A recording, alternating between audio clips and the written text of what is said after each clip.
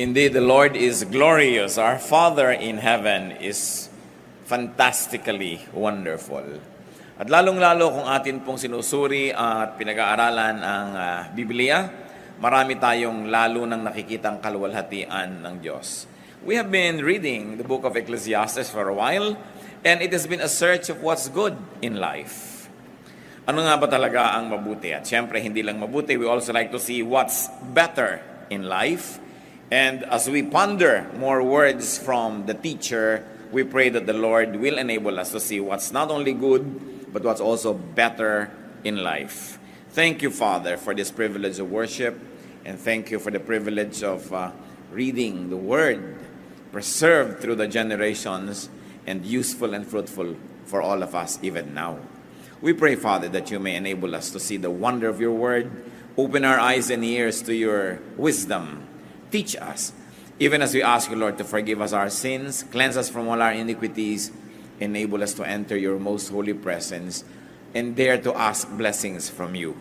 Kami, Panginoon, ay humihingi ng pagpapala, ng karunungan, ng pagtutuwid, pagpapalakas, pagpapagaling, pagpapatalino. Bigyan niyo po kami, Panginoon, ng kakayahan na mas makita ang ganda ng buhay at ibukas mo po ang aming mata sa kagandahan nito. Be our speaker, O God. Fill us with your Spirit. Enable us to read your mind, to touch your hand, and to be like you. Father, we ask you to protect us from evil, from all works of evil men and evil spirits. And we ask you, Father, give us serenity, calm in our hearts, and may your healing liberate us from physical, emotional, and spiritual infirmities.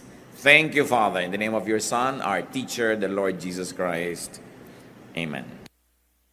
So what's better in life? At maganda pa nga itanong, so what's best in life?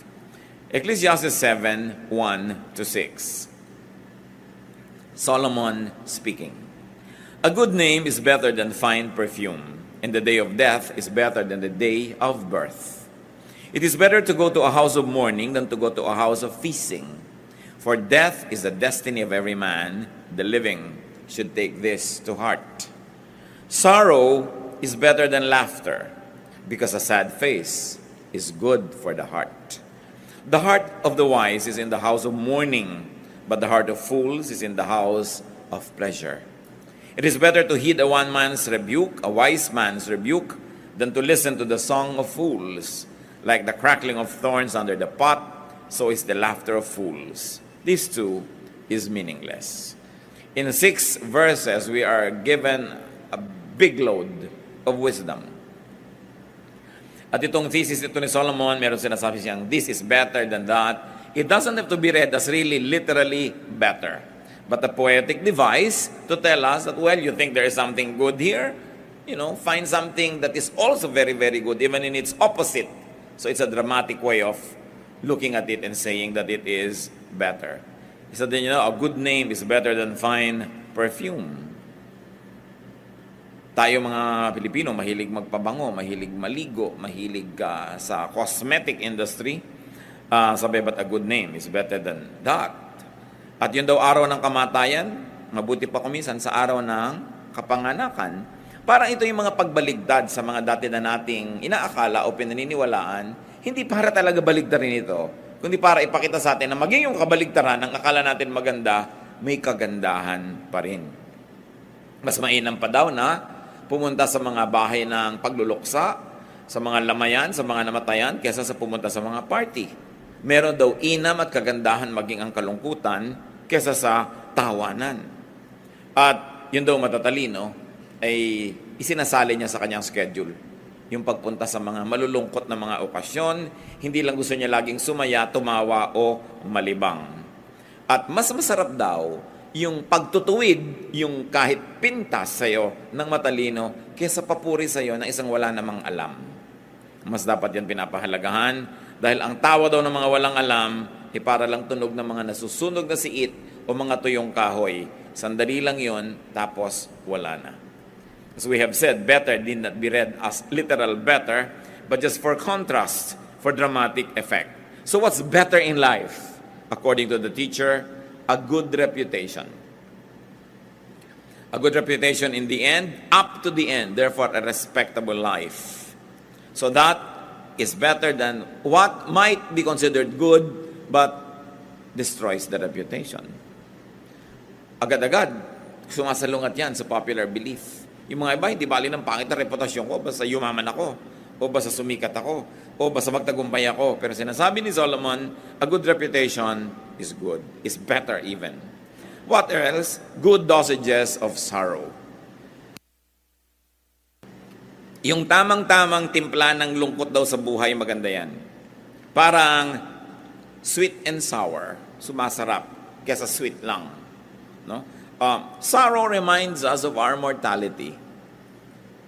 Ano ang napapala natin kung pumunta tayo sa libing, sa lamay, sa mga namamatay o naghihingalo? Nakakalungkot yon. Pero at least naaalala nating tayo man may appointment with death. And if that alone is the profit we get from looking at death in the eye and mourning with those who are bereaved, then that's already a profitable experience. To be reminded that we will not be in this body forever, therefore we should be ready to meet our God. We should be ready and willing and able to accomplish that which God has set before us. Dahil sabi sa Bible, that God has decided long ago what everyone should do in life. Binigyan niya tayo ng talino, binigyan ng kakayahan para ma-accomplish yung ganong mga bagay. Constant fun, according to Solomon, can give us an imbalanced view of life. Constant fun can render us unprepared for the inevitable, which is death, sorrow, and suffering. Nangyayari talaga yun sa buhay. So maganda, nakakapag-practice ang tao. Kaya daw yung mga bata na maganda, may mga pets, at kumisan yung mga pet nila nagkakasakit, kumisan namamatay pa, yung bata nagkakaroon siya ng education and practice kung paano ang isang mahal mo sa buhay ay magkasakit at maaaring mamatay. Na pagdating ng panahon na nangyari sa tao na mahal niya, na mas mabigat, mas masakit, meron siyang konting pagsasanay sa kalungkutan para hindi siya maitumba ng biglang dating ng ganitong mga uri ng problema. Sorrow offers inevitable hurdles and immediate goals. Pag ang tao may lungkot o may problema, meron siyang agad-agad na kailangang gawin. At kung ang tao merong agad-agad kailangang gawin, hindi siya dumarating sa punto na ano ba ang buhay? Ba't ba ako nabubuhay? Ano ba yung purpose ng life? Kasi kumisan, pag dumadating ka sa mga ganong tanong at wala kang maisagot na magandang purpose ng life, nawawalan ka ng gana sa buhay. Pwede kang ma-depress, pwede kang mawalan ng direksyon. Sabi, ito ang blessing pag lagi kang may problema. Hindi mo na iniisip kung ano yung buhay. Ang problema mo laging, solvein yung problem ko, gawin yung dapat kong gawin, kailangang mautang ko yung dapat kong mautang, dapat mabayaran ko yung dapat kong mabayaran. Pero kung wala kang ganun, lumulubog-lubog ang araw, wala kang maisip na gagawin, lumulungkot-lungkot ka. Ayaw natin magkaroon ng problema, pero ang pinapakita dito ni Solomon, kahit sa problema, meron ka mapapala. Kahit sa lungkot, merong benefit. Na napaka-importanting isipin na hindi ka lang dapat mahilig sa pagsasaya. Pinagpapraktisan din ang lungkot. Sapagkat, ito isang bagay na hindi pwedeng maiwasan sa buhay. Ecclesiastes 7:7. Extortion turns a wise man into a fool, and a bribe corrupts the heart. Ito kasing Ecclesiastes, collection ng wisdom ito, kaya bigla-biglang kumakambyo, bigla-biglang naiiba yung topic, bigla-biglang may ibang ituturo, at yun ang ating pattern na sinusunod. Kaya kung saan tayo dali ng verse, doon naman tayo nagpupunta. What is better in life in this part of Ecclesiastes? Integrity. Integrity is better than whatever might give you benefit but will erode your integrity. To be above and beyond reproach. Yung meron kang delikadesa, meron kang self-respect, and people also respect you because you live in a respectable way. Ecclesiastes 7 verse 8, the end of a matter is better than its beginning, and patience is better than pride. So ang mahalaga daw, hindi yung simula lang, kundi yung katapusan, o natapos mo ba yung sinimulan mo. Anong pinapahalagahan dito ng teacher? Consistency. Steadfastness. To be able to deliver a promise. To be able to do what you had set out to do. So that you would have not totally wasted time. Pag simula ka ng simula at hindi mo naman tinatapos, magsisimula ka uli ng bago, marami kang nasasayang na oras na dumadaan, hindi na bumabalik, ikaw ang nalulugi. So what is important here is to complete what has begun. At kung hindi natin kayang simulan, tapusin, wag nating simulan. Kakambal siyempre nito, itinuturo sa atin ni Solomon, magplano ka. Kung may project ka, tingnan mo yung costing, kaya mo bang tapusin? Kung hindi mo kayang tapusin, wag mo simulan. Meron ka bang energy hanggang matapos yan? O baka naman, sandali lang yung energy mo, bukas wala na, consider all of that. Because many people waste time, talent, and treasure beginning many things and not finishing them. Another thing that's better in life, Ecclesiastes 7:9, do not be quickly provoked in your spirit, for anger resides in the lap of fools. So not being quickly provoked to anger is better than being provoked. That's what he's trying to say. So what is better here? Calm, serenity. Payapa, tahimik ka, mahinahon. That you are unruffled. You're like a quiet pond without blemish on its face. At kasama doon siyempre is forgiving, understanding, and ignoring an offense or forgiving offenders. Sabi niya, anger resides in the lap of fools. Yan ay inaalagaan lang, pinapatagal, kinikimkim ng hindi matalino. Yung galit. Kasi yung galit, sinisira ka, at lalo naman yung taong kinakagalitan mo, yun ay maaari mong masira. At sa pagsira mo sa kanya, hindi ka rin madamage. Kaya ang matalinong tao daw, hindi na niya hinahayaang magalit siya agad. Kung magagalitin kayo 5 years ago, pwedeng ma-excuse yun. Pero kung hanggang ngayon, magagalitin pa rin kayo, boring na yun. Dapat, kumukonti na lang ang nakakapagpagalit sa'yo. Na magandang goal sa buhay, this year, babawasan ko pa ang pwedeng gumalit sa akin. Kasi yung taong napakadaling magalit, hindi ka lang napansin, galit ka na. Hindi ka na-invite, galit ka na. May nag-cut sa'yo sa traffic, galit ka na. Kita yung mga nangyayaring gulo sa mga taong umiinit ang ulo at sinusunod nila yung init nila ng ulo. Matagal lang lumamig yung ulo nila, may problema pa na dala-dala dahil sa naging bunga ng init ng ulo. What else is better daw? Not holding a grudge. Huwag kang nagtatanim ng sama ng loob. Hindi yun mabuti sa'yo, sa kalusugan mo, sa espiritu mo, sa iyong emosyon, at hindi rin mabuti sa iyong pakikipagkapwa-tao. Ecclesiastes 7:10, do not say, why were the old days better than this? For it is not wise to ask such questions. Ganyan lang mga tao, lagi nilang the good old days, the good old days. Nung araw? Mabuti pa nung araw? Mabuti pa nung araw? Hindi naman totoo yun eh. Nung araw walang cellphone. No? Ang hirap tumawag. Lalo kung taga-baryo ka nun. Ka-tricycle ka pa patungo sa bayan, pipila ka pa sa RCPI. Ang dami-dami ninyo. Bibigay mo yung tatawagan mo sa operator, tapos tatawagin ka, papasok ka doon sa parang aparador na booth. Nadidinig ka naman actually nung lahat ng tao doon. Ano? Tapos, mamaya may nalimutan ka, pila ka na naman. Bago ka makatawag. Nung araw, kahit may telepono ka, may party line ka pa. Tapos walang dial tone. Ngayon, kahit ka nasa banyo, nagsiselfone ng tao. Napakaraming madali. Natatandaan nyo ba nung araw, pag tinuturo kayo ng dentista, hanggang daliri nyo ang taba ng karayom, ang sakit. Ngayon, meron pang pre-anesthesia, anesthesia. Ang ginagawa ng buhay. Mga tao ngayon, bumibili pa ng mga mineral water. Walang ganyang gastos nung araw. So, ibig sabihin, may ginagastos. No? Kasi may pinagkakagastosan, may ginagastos. Hindi katulad nung araw. Good old days, good old days. Kasi pag sinabi nyo yon, lagi, lulungkot lang kayo. Dahil ang hinahabol nyo, yung tapos na. What Solomon is saying is it's better not to complain and not to compare the present unfavorably with the past. Do not keep on finding faults with what it is. Because you will only become sad. It would diminish enjoyment. It would diminish your appreciation of the here and now. And then you'll only be sadder. Dapat bilangin mo yung mga blessings mo. Sit down and count your blessings. Kung kayo nung araw ay nagtatype, pag nagkamali kayo, lalo may carbon paper, 5-6 na kopya yon, i-snowpickin mo isa-isa. Pagkatapos uulit-ulitin mo. Nung araw, pagka nag-layout ka ng magazine, ginugupit mo talaga yung papel, talagang cut, paste, literal. No? Ang dali-dali ng buhay ngayon, maraming comforts. At saka sobrang nade-democratize.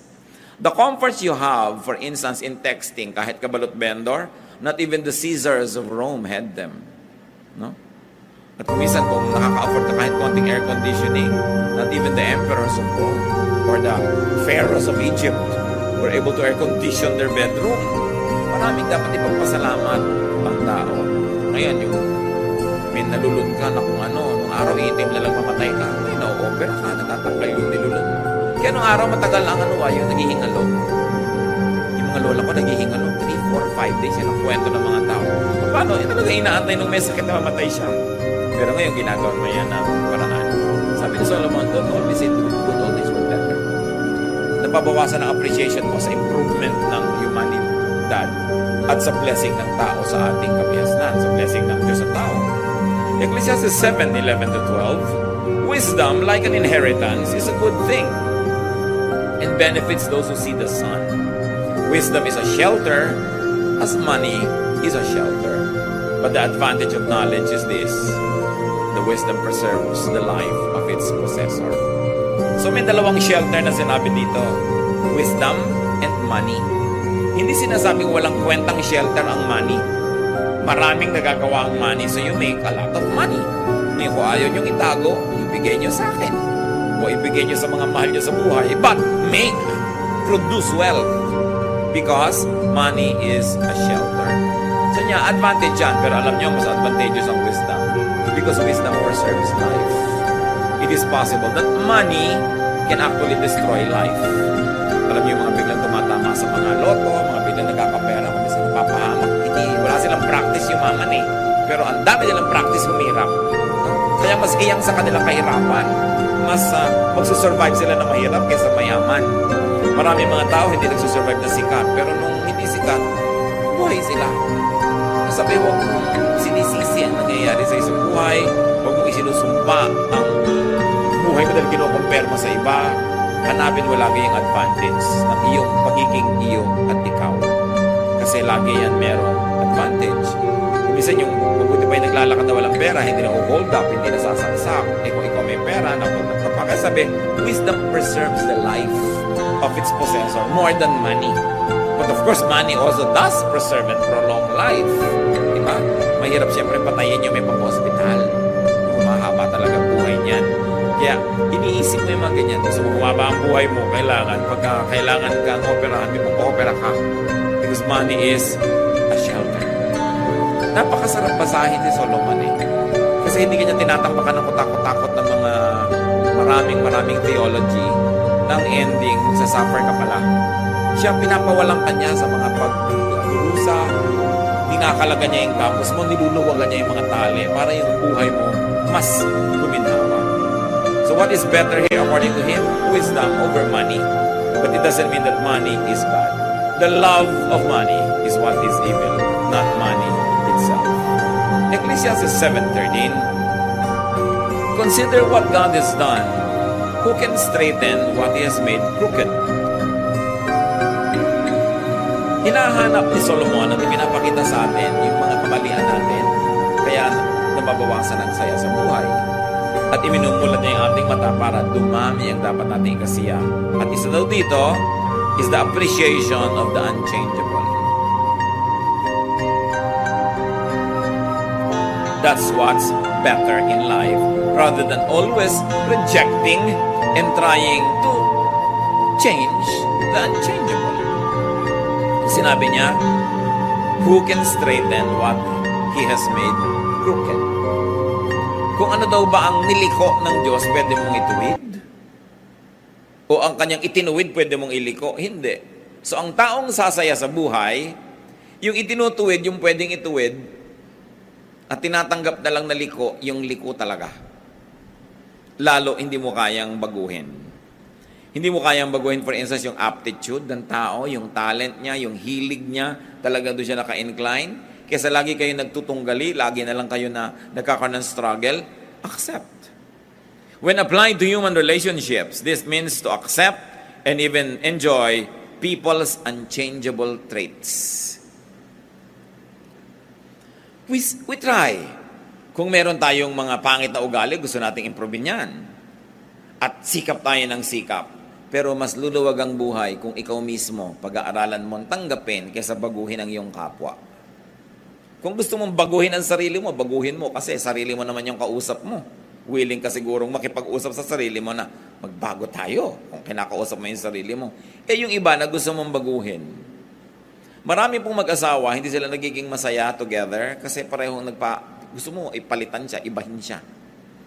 Paano siya maiiba? Sabi nga sa Bible, can a leopard change its spots? Well, we do not discount the possibility of a miracle, but a miracle is more of the exception rather than the rule. Kaya kung yung mahal mo sa buhay, anak mo, kapatid mo, asawa mo, mayroong mga ugali, may mga katangian na sa tingin mo ay kapintasan, mas sasaya ka kung pag-aaralan mo yun at tanggapin. Kung meron kang gustong baguhin, ang baguhin mo yung attitude mo. Kasi meron kang control doon, but you have no control over other people. Of course, if those people will also change themselves with God's help, then it becomes a lot easier. But you changing somebody else, it's going to be a struggle. Somebody will always win and somebody will always lose. And you know what losers do? They get out of your life or they kick you out of their life kasi they always lose. Kaya kung gusto niyong matagal na magkasama ng mga minamahal mo sa buhay, yung walang patakarang pagtanggap, mahalagang pag-aralan. Kasi sabi ni Solomon, consider what God has done. Ibig sabihin, Diyos ang lumikha sa tao eh. So pati yung ayaw mo sa Kanya, ang totoo nun, nasa design niya yon o nasa inclination niya yon. Kung yun ay hindi talaga maganda, dapat pagsikapan niya. Pero ikaw, kahit anong gawin mo, hindi mo siya mababago. Magkakaroon lang kayo ng hidwaan. So a powerful source of happiness here is not having people the way you want them, but a good attitude. That you take people for what they are. Ecclesiastes 7:14, when times are good, be happy. But when times are bad, consider, God has made the one as well as the other. Therefore, a man cannot discover anything about his future. Kung masaya daw ang moment, edi magsaya ka. Ngayon malungkot, edi malungkot ka. Ganun talaga ang buhay. May araw ng lungkot, may araw ng saya. Ang mahirap ito, wala namang dahilan para lumungkot, umiimbento ka ng lungkot. Yun ang miserable. Hindi naman kayo dapat mag-away, nag-aaway kayo dahil lang pareho kayong pagod. Tapos mamaya, pasensya ka na, pagod kasi ko. So pag pagod pala, okay lang mang-away. No? Hindi kailangan, pinapasama mo lang yung sitwasyon. Pag masaya ang okasyon, magsaya ka. Alam nyo kapatid kung bakit? Hindi mo alam kung bukas, lungkot ang darating. Hindi mo alam kung bukas, nasunog pala yung bahay mo. Of course, we don't like that, but it can happen, di ba? Nangyayari. Ngayon, merong party, ayaw mong kumain. Tapos bukas, bigla na lang, may sakit ka sa lalamunan, wala ka talagang makain, nakaswero lang, sisi ka ng sisi, ba't hindi ko pa nakain yung pwede kong kainin, nung pwede pa. Kaya kailangan, kung maganda yung panahon, yan, samantalahin mo. Parang sinasabi, umaaraw pala, o di, yan, magkula ka, maglaba ka, maglakad ka, mamasyal ka. Kasi may mga time na bumabagyo, hindi pwede yun eh. Ngayon, yung wala namang bagyo, nagkukulong ka sa bahay. Pagdating ng bagyo ngayon, nagsisisi ka, ba't ba hindi ako nakalabas-labas nun? Ang practical ni Solomon, ang sarap-sarap niyang kasama. Ang sarap-sarap niyang teacher, buti na lang siya yung the teacher, Ecclesiastes. Ibig sabihin, the teacher. It was derived from that root word. Pag siya yung teacher, hindi kanya puro tinatambakan ng pagdurusa at hirap. No? Sinasabi niya sa inyo, etong gawin mo. At huwag niyong tatawaran si Solomon, siya ang pinakamatalinong tao. Siya ang binigyan ng Diyos ng superior na katalinuhan, kaya dapat natin siya pakinggan. More than some religious leaders, no? More than some preachers na ang lagi nilang gino-glorify is suffering. Puro na lamang na magdusa ka, magtiis ka, huwag kang kumain, mag-fasting ka. But there's nothing wrong with that. But sabi ni Solomon, for everything there is a season, a time for every matter under heaven. So wise people are to enjoy good times. And they are to ponder bad times. Pag daw malungkot ang panahon, ang dapat mong gawin, magbulay-bulay, mag-isip-isip. Anong iisipin mo? Bakit kaya malungkot? Meron kaya akong pananagutan o kontribusyon sa lungkot na ito? At pag nasabi nating meron, pag-aralan mo, paano ko kaya hindi na ito uulitin para huwag uling magkaroon ng ganitong klase ng lungkot? So kahit yung lungkot mo, nagkaroon ng lesson. At kung may lesson yon, may benefit kahit yung kalungkutan. Ang mahirap, laging may lungkot pero hindi mo nalalaman kung bakit, hindi ka man lang kasi nag-iisip. Nagkakaproblema. Anong benefit? Kung mag-iisip ka, ano ang aking pananagutan? Anong kontribusyon ko? Bakit nagkakaproblema? Ba't lagi kami nag-aaway nitong asawa ko, anak ko, o whoever? Ano ang pananagutan ko? Dapat nating iniisip yon. Then sabi niya, makakabuti sa iyo ang mga araw ng problema at araw ng lungkot because such things make you a better person. So we learn and benefit from them. And what is the important lesson here? That God makes both good and bad times, according to Solomon. Nangyayari yan dahil pinapayagan ng Diyos. May nangyayari na talagang nililikha ng Diyos na mangyari. God causes them to happen. Pero may mga nangyayaring pinapayagan ng Diyos, God allows them to happen. In both cases, nothing can happen without God's permission because God is sovereign. And if God permits it, no matter how much you dislike it, then there must be something good in it. Ano ang misyon? Huwag magreklamo, huwag i-compare yun sa ibang panahon, hanapin ang lesson nun.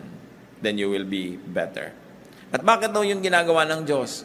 Na hindi mo malaman kung ano mangyayari bukas? Well, probably to make life interesting and moving and exciting and far from being predictable and boring.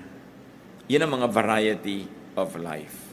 And since God makes both good and bad times, pwede nating masabing walang bad times. Dahil pwede mong pakinabangan yon, pwede yun magbigay sa'yo ng lakas, pwede yung magbigay sa'yo ng perspective, ng understanding of other people, ng compassion. Therefore, bad times did you good. Kailangan you turn every disadvantage to an advantage.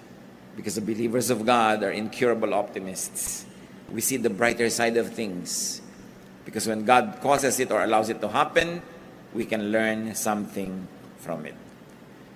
In the fourth line, both the good event should be expected, accepted, and much can even enjoyed. Ecclesiastes 7:15-18. In this meaningless life of mine, I have seen both of this. A righteous man perishing in his righteousness, and a wicked man living long in his wickedness. Sabi niya, alam niyo, may napansin ako sa buhay. May mga matutuwid na tao namamatay dahil matuwid sila. At may masamang namang tao, ang haba ng buhay. Sa katunayan, yung pangkasamaan nila yata nagpapahaba ng buhay nila. Na-observe niyo ba yan sa buhay? So sabi ni Solomon, verse 16, do not be over-righteous, neither be over-wise. Why destroy yourself? Do not be over-wicked, and do not be a fool. Why die before your time? It is good to grasp the one and not let go of the other. The man who fears God will avoid all extremes. I wonder if this is the first time that it has crossed your mind. The wisest man on earth, gifted by God with superior and excellent wisdom, says, do not be over-righteous. Okay, magandang banal, pero huwag kang super banal. Sabi niya. Magandang matalino, pero huwag kang super talino. Halos wala ka nang ma-enjoy sa buhay pag ganyan ang ginawa mo. Sa kabaligtaran naman nun, do not be over-wicked. Madadali din ang buhay mo, marami magagalit sa'yo, o masisira ang katawan mo. Sabi niya, do not be a fool. Sabi niya, eto ang isang katangian ng tunay na makadiyos. Hindi siya nagiging extremist. Di ba marami mga tao pagka naging religious, overly religious, ito yung kaharap mo siya, wala kayong pinag-usapan ko di Diyos, Biblia, mga kabanalan. At kung aaminin mo sa sarili mo, ayaw mo na siyang kaharap. Dahil nakakakasan, na ang topic niya. Meron naman na overly wicked, walang pinag-usapan ko di yung mga pinatay niya, o kung ilan ang kulasisi niya, o anong mga kasalanan niya. Hindi rin nakaka-edify. Sa niya, alam niya, ang tataong totoo, may konti ka nito, may konti ka nun, talagang nadadapa ka, tumatayo ka, meron kang konting kabutihan, may konti ka rin kasamaan, part ng pagkatao mo yon. Sabi niya, ang sino man natatanggapin na ganyan, talaga ang totoo, ikaw lang ang magkakaroon ng peace with life. Na hindi mo ine-expect ang mga tao to be perfect. No? At ang kabaligtaran niyan, because nobody could be perfectly good, nobody is also perfectly evil. Hindi mo pwedeng ibuntun sa isang tao lahat yung kasalanan at lahat ng pagsisi. May mabuti rin dyan. Alam niyo, kuminsan yan ang hindi maganda sa mga pelikula. Yung may bida at kontrabida. Talagang yung bida, saksakan ng bait. Tapos yung kontrabida, saksakan ng sama. Sa totoong buhay, walang ganon. Inside everybody, there's some bad and there's some good. And what God likes us is to develop the good. So that it becomes better. And to develop the bad so that it becomes good. But this is one thing with God. Saan ka man niya abutan, nandun ka sa good, sa better, sa best, sa bad, sa worst, mahal ka pa rin niya. And God is great at restoring people. Kung ang taas-taas ng espiritualidad mo, mahal na mahal ka ng Diyos, bumagsak ka, nandito ka, magdasal ka sa Kanya, lumapit ka, andito pa rin siya. Nasamahan ka niya, aakayin ka niya uli, umakyat. Kahit saan ka naroon, abot ka ng Diyos. Kaya dapat ganun din ang attitude natin sa mga tao. Kahit masila naroon, inaabot natin. Kung ano man ang level ng kanila espiritualidad, ng mga religiosity, intellect, we reach out to them because that's the example given to us by God. Huwag tayong maging overly good. Meron kasing judgmentalism that goes with exaggerated goodness. That you no longer are able to tolerate those who are not as good as you. Kaya ang nangyayari nun, nagiging bad ka na rin because judgmentalism, self-righteousness are both considered to be bad attitudes and behavior. Ano pa mga ironies po ang na-observe ng teacher? Tulad ng binanggit natin, that good people could die in spite of and sometimes because of their righteousness. Nakikita yung mga sineselebrate nating heroes dahil na-righteous, nagligtas naming buhay, nalunod tuloy siya. So, hindi natin sabing mali ang ginawa niya. Ang kinamatay niya, hindi dahil sa kasamaan, sa kabutihan. Di ba? So, kung gagawin mo yung kabutihan, kinamatay mo yung pagiging mabuti, huwag mo sisihin. Kasi wala siyang ipinangako na pag gumagawa ka ng mabuti, lalo kang mapapabuti. Kumisan nga, napasama pa yung kalagayan mo dahil gumawa ka ng mabuti eh. Nakita niyo sa ating pamahalaan, yung nagbibisto ng mga corrupt, sila nakukulong. Hindi natin sasabing maling ginagawa niya, pero pag gumagawa ka ng mabuti, don't expect na laging magiging mabuti ang bunga. Tapos yung mga gumagawa ng masama, yumaman, nagkaroon ng ganito, nagkaroon ng ganyan, nagsinungaling, nagbribe ng huwes, nakalaya. Sabi, hindi lahat ng gumagawa rin ng mali, napaparusahan. Ano ang ibig sabihin dito ng Solomon? Huwag niyong hanapin ang hustisya ng Diyos na makita niyo buong buo dito sa buhay na ito, this side of eternity. That's why the Bible is full of teachings about God's justice, especially in eternity. That God keeps account of what everyone does. So that if human justice fails, there is divine justice that will never fail. Tatandaan natin na nung nilikha ng Diyos ang tao, ibinig niya kay Adan at kay Eva ang management of creation. So dapat ang creation, ang mga creatures, ang mga hayop, ang kalikasan, at maging ang mga kapwa-tao, dapat i-manage mo mabuti the way God would manage if He was the manager Himself. Pero dahil lumayo ang tao sa kabutihan, kaluwalhatian ng Diyos, kaya maraming imperfections, maraming injustices. Hindi yun kasalanan ng Diyos, pero alam natin, itutuwid yun ng Diyos. Kung hindi man yan, maituwid lahat is part of life in the next. At yan ang pinanghahawakan natin na katarungan ng Diyos. Kaya ang ganda ng Tagalog sa gobyerno, pamahalaan. Alam niyo yung root word ng pamamahalaan is pamamahala or pagiging bahala.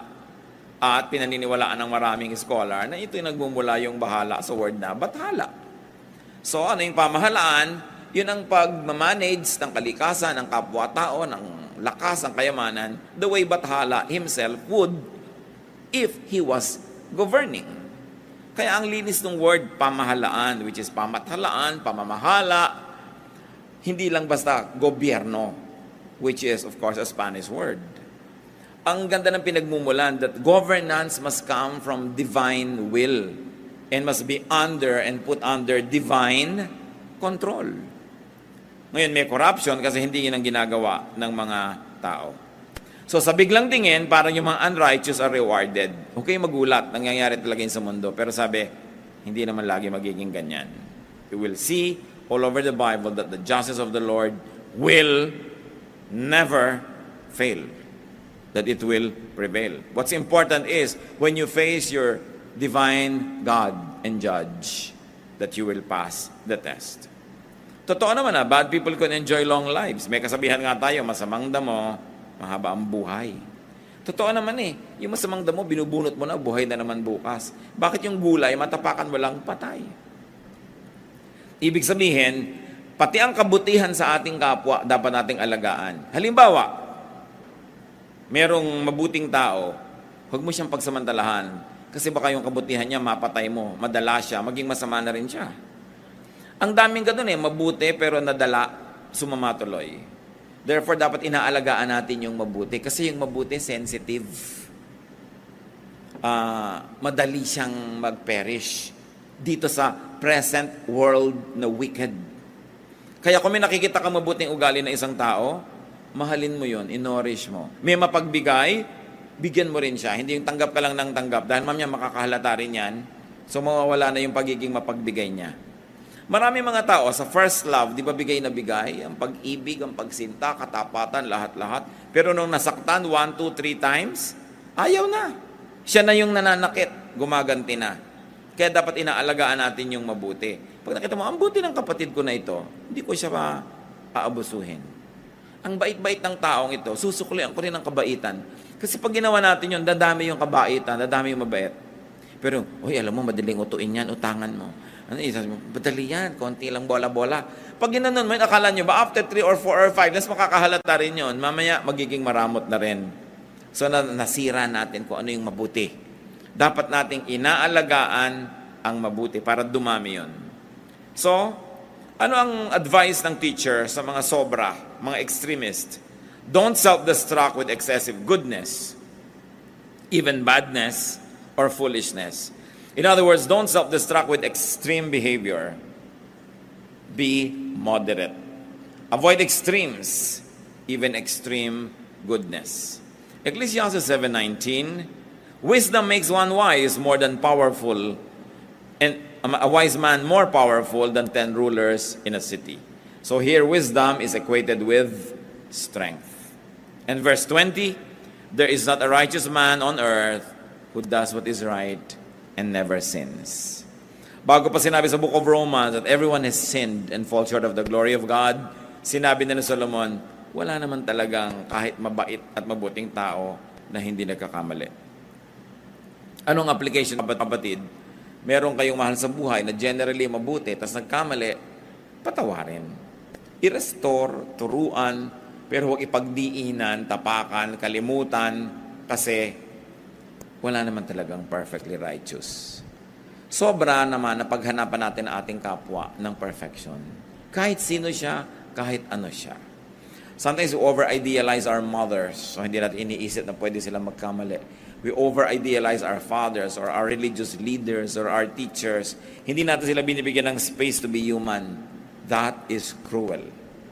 Kasi ang tao, kahit gaano kaganda ng performance niya, meron din niya na moments na hindi ganang level ng galing-galing. May moments na siya ay mahina. So dapat natin siyang ganang puwang. This implies that people should not try too hard to be over-righteous. Yung talaga ba, walang-wala sa masa mo. Kahit pa nga, hanggang antok ka na, pilit mo kami mag-pray. Maga ka na nakaka-amen, nakakatulugan mo, no? Ubod ng habang prayer dahil magdamag. Pagising, amen. Pero yung pala, hindi naman talaga pray.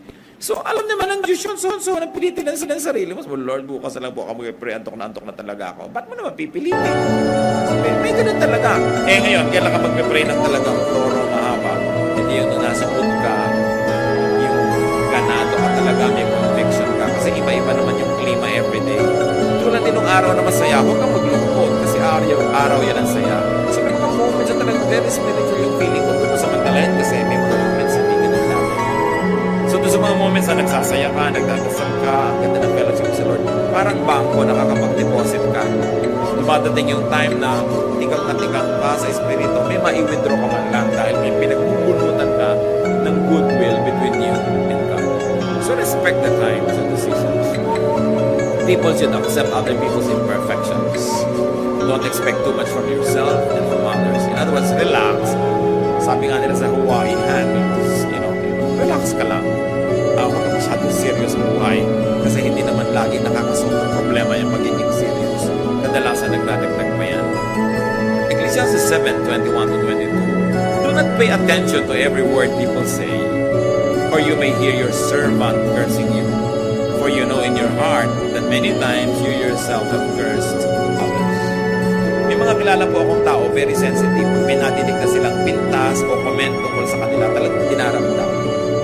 Pero dapat po tayo maging ganon. Sabi ni Solomon, do not be too affected by people's talk. Huwag mong ipagtanong, i-research, hanapin ang lahat ng sinasabi ng tao tungkol sa'yo. Sabi, sigurado malalaman mo yung mga katulog mo, minumura ka. Malaman mong love ka nila. Hindi ba talagang sobrang lovable ka? So, ine-expect mo na yun. Nagagalit ko sa akin. Ginising ko, dalinutusan ko. Sa paang loob nito dahil ganito, dahil ganun, hindi ko pinapali. Pagka tinanggap mo na ganun yun, hindi ka na masyadong mag-expect. So, pag nangyari nga, hindi ka masyadong nasasaktan. May isa pa pang dahilan, mga kapatid, kung bakit hindi tayo dapat masyadong serious sa mga nadidinig natin laban sa atin. Na sinasabi ng iba. Because many words are not seriously meant. Sabi ni Solomon, ikaw naman, alam mo rin na madalas nagsasalita ka rin ng pangit sa iba. Pero hindi mo naman talaga mean. Halimbawa, kung alam lang ng nanay niyo ang lahat ng sinasabi niyo sa kaibigan niyo tungkol sa kanya, nakakainis mo ba? Di ba may mga ganun? Hindi lahat Kung alam lang ng husband ang lahat ng sinasabi ng misis niya tungkol sa husband pagkasama yung best friend. Kung alam lamang ng anak kung minsan ang sinasabi ng magulang tungkol sa anak sa iba ring magulang, marami tayong sinasabi na hindi maganda laban sa kapwa natin kahit mahal natin sa buhay. But we don't feel guilty. You know why not? Because many times, hindi naman talaga heartfelt. Hinihinga pa lang, sinasabi mo lang. Pero hindi naman talaga ganun. Talagang pag nalunod yun, sasagapin mo rin dahil mahal mo pa rin sa buhay kahit may reklamo ka. So, sinasabi dito nitong si Solomon, pag may natinig ka ng mga masamang komento mo sa iyo, masyadong dibdibin. Sabihin mo, of course, naturally. Siyempre, hindi ako perfect. May maipipinta sila. Saka siyempre, hindi sila perfect. Mamipinta sila. Pag ganun ang attitude mo, hindi ka lagi nakakaramdam. Dahil, kung totoo, marami talagang din sinasabi-sabi ang kapwa tungkol sa akin. Marami yun. Huwag mo na lang alamin para gusto mo malo. At kung gusto mong alamin mo lang dahil gusto mong suriin kung totoo ba o hindi. At kung totoo, paano ako babago para mawala yung sinasabi nila dahil hindi mo yung ugali mo. Then again, it becomes beneficial. Sa simula lang masakit, pero meron kang napapala pagkatapos. Many words are not really seriously meant. And we know that because many times we also talk senselessly. No? Nagsasalita tayo ng mga masakit pala pagka nadinig ng iba pero hindi naman natin talaga mean. Of course, the good thing is to always control our tongue. But you know na yung tongue, mas madali mo pang kontrolin kung minsan ng hito, no? Na nagpupumiglas. Kahit pukpukin mo yung dalag, buhay pa rin. Mahirap hulihin at habulin pag nakatalon. Mas malala yung dila doon. So, isang binibigay dito sa atin ng Solomon na kapayapaan is, tanggapin mo na rin na talaga madaldal ka. Na talaga kumisan, yung katinang dila, masarap kamutin. No? Yung masarap magchismis. Kasi kung lagi kang, masama ang ginagawa ko, pero lagi mo lang ginagawa, nahahati ka masyado, naguguluhan ka. Pero pag sabi mo, it's part of my imperfection. I will do my best, by God's grace. Pero kung sakaling nangyari na uli, ayan na naman ako, may human nature. Hindi tayo tinuturoan ni Solomon na maging pabaya sa high moral standards. Hindi niya tayo tinuturoan na maging konsentidor sa mga sarili nating pagkakamali. Ang itinuturo lang niya sa atin, tao ka, tanggapin mo na tao ka. Tinatanggap ka ng Diyos na tao ka. Pero hindi ibig sabihin, kinukutin ng Diyos na laging ganyan ka na lang. Mag-improve ka. Pero kung hindi ka pa nag-i-improve, keep improving, pero be at peace with yourself. It also follows that you must be at peace with others. And where is peace premised? Acceptance of what is true about you and what is true about others. And the moment you accept what is ugly but truthful about yourself, the more you will love God because God loves you in spite of.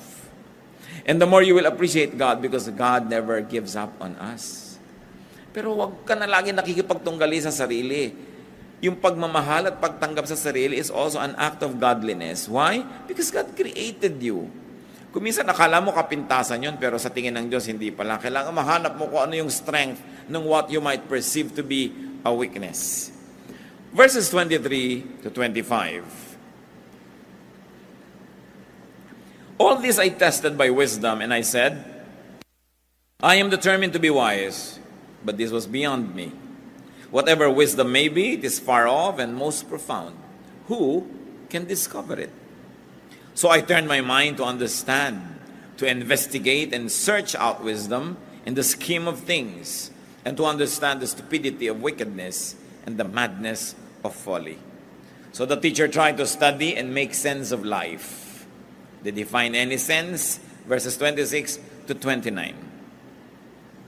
So I find more bitter than death the woman who is a snare, whose heart is a trap, and whose hands are chains. Yung mga nagbabasa nito, lalo yung sexist naman ni Solomon. The man who pleases God will escape her, but the sinner she will ensnare. Look, says the teacher, this is what I have discovered. Adding one thing to another to discover the scheme of things. While I was still searching but not finding, I found one upright man among 1,000, but not one upright woman among them all. This only have I found. God made mankind upright, but men have gone in search of many schemes. Maraming mga babaeng naguguluhan dito, at mga lalaki rin naman. But sinabi ni Solomon, first of all, read this as it is. Do not fault Solomon or apologize for him. He is a product of his time. No? May mga context talaga ang paningin nila nun sa mga gender. But, I have a suggestion on how to read bad woman. Sabi niya, ang pinakamalalang mangyari ay yung meron ka maengkwentrong bad woman. Sabi niya, yung bad woman, wala kang pag-asa. Pagkaya nang dumating sa iyong buhay. Sabi niya, talo ka, sira ka. I propose it to be read this way. That Solomon being a man, for him a man means one's strength. But for him, a woman is probably one's weakness. Weakness si Solomon, women eh. Alam niya naman ba? Diba? Buli-bulibo yung mga asawa. Ang dami talaga. Yun ang weakness niya. At sinasabi maraming mga propeta ng kanyang panahon, naging dahilan ng pagbababa ng kanyang status with God. So pag sinasabi niyang, yung woman, ang curse sa buhay, yan ang problema. He could mean that one's weakness is trapped. Like a woman is trapped to a man whose weakness is a woman. That one's weakness, whatever that is, a man, a woman, a child, vice, drugs, one's weakness is a trap. And one's weakness must be avoided and would be avoided only by strict obedience to God. May weakness kasi Solomon, women. In matters not concerned with man's weakness, there is a possibility of goodness, of success, and godliness. But it is impossible to be good when one submits to his weaknesses. Kasi sinabi niya, a good man you can find, but a woman you cannot find any. And I was reading it that way, and I said, it does not violate sound interpretation. Because a wise man like Solomon cannot possibly say na walang mabuti